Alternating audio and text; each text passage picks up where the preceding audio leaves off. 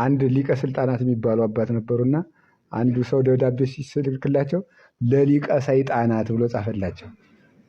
ስለዚህ ምን ማለት ስናገር ውሸት ብናገር ፍርድህን እፈራለሁ፣ እውነት ብናገር የዚህ ዓለም ሰዎች ይጠሉኛል፣ ከሁሉም ዝምታ ይሻለኛል ብሏል። ደግሞ ዝም ማለትም ደግሞ አይቻልም።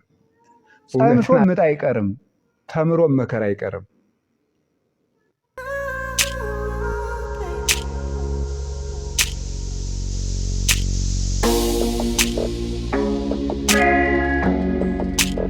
ጸንሶ ምጥ አይቀርም፣ ተምሮም መከራ አይቀርም።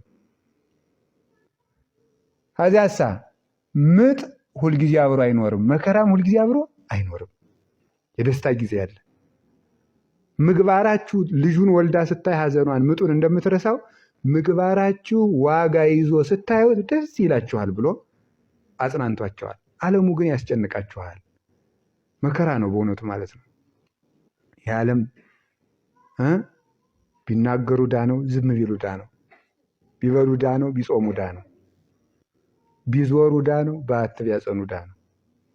ይህ ዓለም ሁለንተናው ጭንቅ ነው፣ ዝም ብሎ እሾህ ነው። መምህራችን ሲያስተምሩ ምን ይላሉ? ይህ ዓለም የጭቃ ውስጥ እሾህ ነው ይላሉ። ደህና ነው ሲነኩት ውስጡ ምን አለው? አቃቅም አለው እየጣቅ። የዚህ ዓለም ነገር እንደዚህ ነው፣ መከራ ነው በእውነቱ ማለት ነው። ምንም ቢሆን ምንድን ነው? እመኒ ነበብኩ ሐሰተ ፍትሕከ ያፈርሃኒ ወመኒ ነበብኩ ጽድቀ ሰባ ዝንቱ ዓለም ይጸልኡኒ ወእምኩሉሰ አርምሞ ይሄይሰኒ ነው ያለ ደራሲው ማለት ነው። ስለዚህ ምን ማለት ስናገር ውሸት ብናገር ፍርድህን እፈራለሁ፣ እውነት ብናገር የዚህ ዓለም ሰዎች ይጠሉኛል፣ ከሁሉም ዝምታ ይሻለኛል ብሏል። ደግሞ ዝም ማለትም ደግሞ አይቻልም። እውነትን አለመናገር ደግሞ ራሱን የቻለ በደል ነው። ደግሞ አዲህ ዓለም በቃ ጭንቅ ነው። ቢያገቡ ዳ፣ ቢመንኑ ዳ ችግር ነው። ቢመንኑ ስጋና ሰይጣን አለ፣ ቢያገቡ ልጅ ማሳደግ ጎረቤት አለ፣ እዳ አለ፣ ምን አበላ ማለት አለ። ችግር ነው በቃ ችግር። ቢማሩ ዳ፣ ባይማሩ ዳ፣ ቢነግዱ ዳ፣ ቁጭ ቢሉ ረሃብ፣ ሲነግዱ ደግሞ ግብሩ መከራ፣ ሌባው መከራ። ድሃ ሲሆኑ ራቡ መከራ፣ ሀብታም ሲሆኑ ሌባው መከራ። ቢሾሙ ጭንቅ፣ ቢሾሙ ችግር ነው። ሰውን ማስተዳደር መከራ ነው።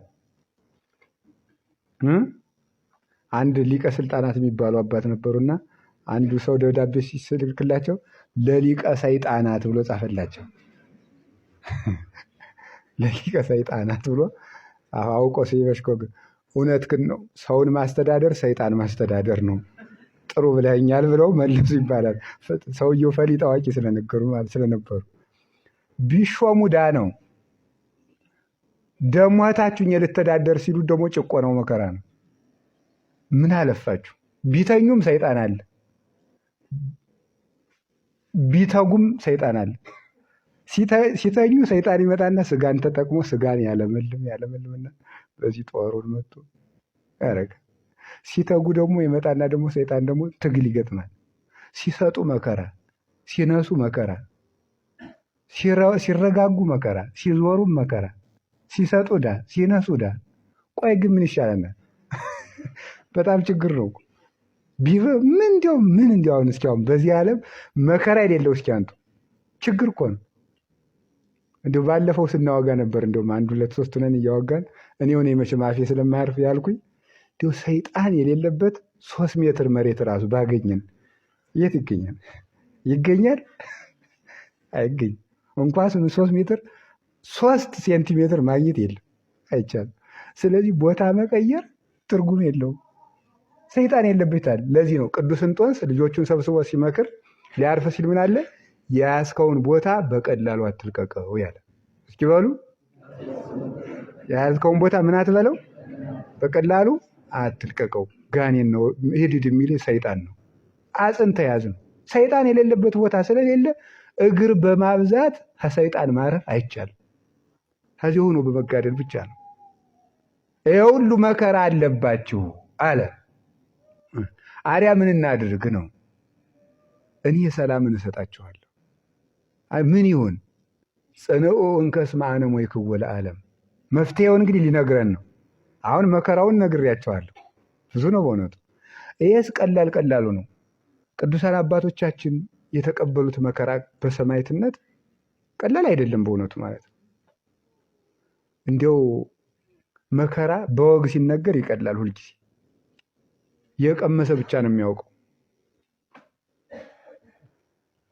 አንድ አባት አንድ ቀን እያወጉኝ ሰይጣን እንዲያርጉኝ ሰይጣን እንዲያርጉኝ ሰይጣን እንዲያርጉኝ አሉኝና አንድ ቀን መጨረሻ ለምን አሉኝ፣ የደረሰበት ይወቀዋል። አይገባውም ብለው ይሁን እንጂ እውነታቸውን ነው። የደረሰበት ይወቀው፣ እውነታቸውን ነው። የደረሰበት ብቻ ነው የሚያውቀው። መከራውን አሁን ሰማዕታት የተቀበሉት መከራ ስቃይ እኮ ነው በእውነቱ ማለት ነው። የአንድ ጊዜ ግርፋታቸውን እንኳን ማየት አይቻልም። አሁን የቅዱስ ቂርቆስን ገድል መተረክ፣ የቅዱስ ጊዮርጊስን ገድል መተረክ ቀላል ነው።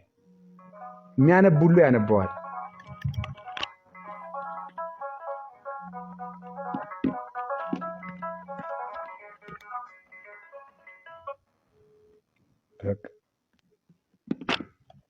ስለዚህ ይሄ ሁሉ ችግር አለ አለና ምን አለ? አይዟችሁ እኔ ዓለሙን አሸንፌዋለሁ። እስኪ በሉ አቤት። እኔ ዓለሙን ቅዱስ ሳዊሮስ ዘአንጾኪያ ሃይማኖተ አበው ላይ ሲናገር ወበሞቱ ሞኦ ለሞት ካለና ካለ በኋላ ምን አለ? ወሀበነ ሞአቶ፣ እሱ ሞትን ድል ነሳው፣ የዲያብሎስን ድል መነሳቱን የእሱን ድል መንሳቱንም ለእኛ አስረከበን ይላል። ክርስቶስ ዲያብሎስን ድል ነስቶታል፣ ሞትን ድል ነስቶታል። ይህ ብቻ አይደለም፣ ድል መንሳቱን ከነ መንሻው ለእኛ ሰጥቶን የሄደ ክርስቶስ ራሱ አሸንፎ አይደለም የሄደ። ስለዚህ በእኔ ድል መንሳት ላይ ቁሙ አለ።